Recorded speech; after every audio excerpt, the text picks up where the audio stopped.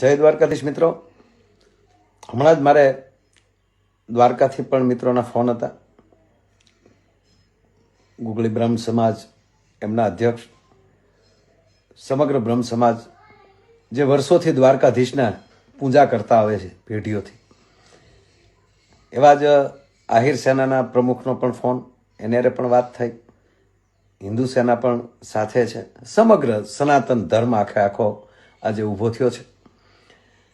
તો ભાઈ, હું વિનંતી કરીને એટલું કહું છું કે આ બફાટ નથી, આ ભૂલ નથી, આ તો છાપેલી વાતો એ લોકો કરે છે.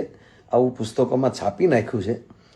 તો જાણી જોઈને દ્વારકાધીશ કરતાં મોટું થવાની કોશિશ ન કરાય.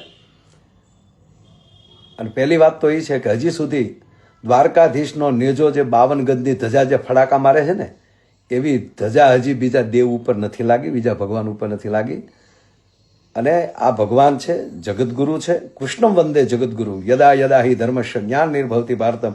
આ શ્લોકને તમે તમારામાં નાખી અને તમે એવો પણ એક સ્વામીજીએ વિડીયો મૂકેલો છે કે આ કોના માટે લખાણું છે, એના પણ કેટલા ખુલાસા તમે કર્યા છે. પ્લીઝ પગે લાગીને કહીએ છીએ, સનાતન તોડો નહીં, સનાતનની પૂજા કરો, સાથે રહ્યો.